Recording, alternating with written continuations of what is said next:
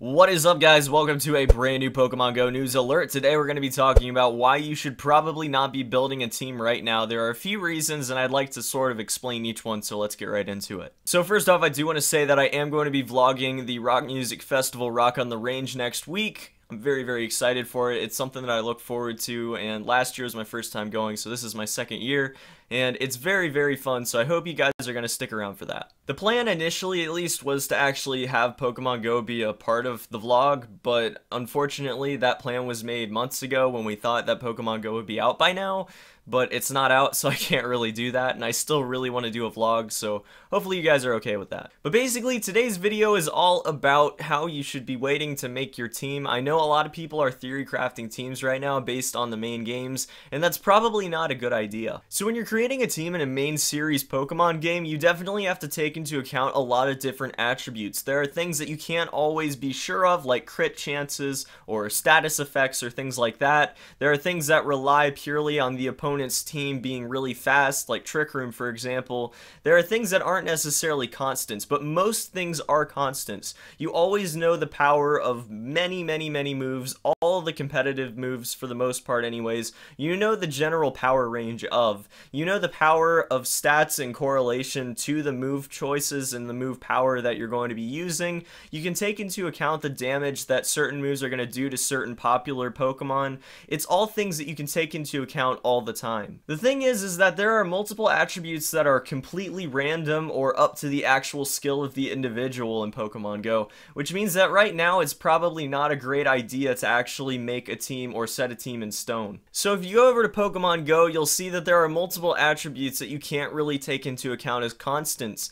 The main thing being that there's actual skill involved with dodging. You have to have a reflex when it comes to reacting to certain things that happen in combat. Now, if we were only going to be fighting AIs in Pokemon Go, I would definitely understand why people are just theory crafting teams right now, because type advantage is really all you need. If you can be faster than the actual AI, then you have nothing to worry about. See, I don't think that's going to be the case, though. I think we're actually going to have PvP as a main focus of the game at some point, even if it's not a main focus when the game is launched. And as we know, in every single PvP game that has any competitive following, it gets really ridiculous really fast. Basically, all the time people are going to be min-maxing, making the best possible team they can, and I feel like that's going to revolve around a lot of different strategies, and I have a couple examples. So while a lot of different teams right now in actual competitive main series Pokemon really rely on one move or a couple moves to just sort of accomplish one idea or accomplish one general cohesive unit of a team, there isn't really going to be that in Pokemon Go. Pokemon Go really doesn't work that way, though. You have to expect each Pokemon to be relatively individual because of the way that attacking works. You have to either quickly attack by holding your finger down on the screen, quickly dodge by swiping your finger on the screen, or just use a general quick attack by just tapping the screen quickly. And obviously this happens at different intervals, and different Pokemon are different when it comes to how fast it recharges or how fast its charge move recharges.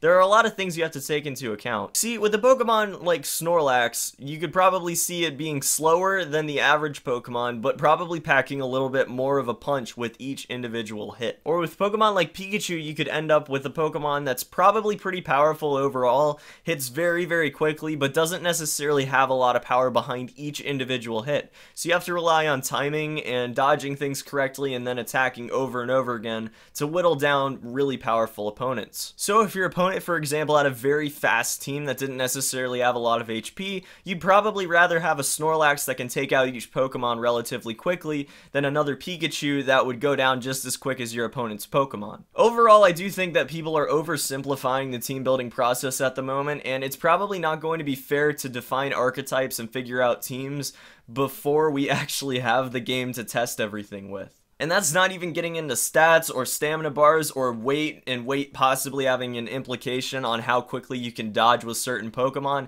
It really is going to depend on generally what your opponent has is to what your team should be, unless we actually have defined strategies and certain Pokemon can interact with each other, which again, we have not confirmed in any way at this point. But guys, I don't want to get too far into it right now. I do think that the people that are theory crafting teams right now are probably overdoing it a little bit, but a lot of it's probably not actually serious. A lot of it's probably just in good fun and having an ideal team that they want, that they use in the main games or whatever. So I really don't want to tear that idea apart too much. But guys, that is gonna be about it for this video. Hope you guys have a fantastic day, and I hope to see you back here in the next Pokemon Go news alert. I know today wasn't necessarily news, but a lot of people have been theory crafting teams and saying that they came up with a best possible team for Gen 1, and that's not necessarily true, so I did want to go ahead and make a video on it. So I hope you guys appreciate that. Hope to see you back here for the next Pokemon Go news alert. Till then, peace.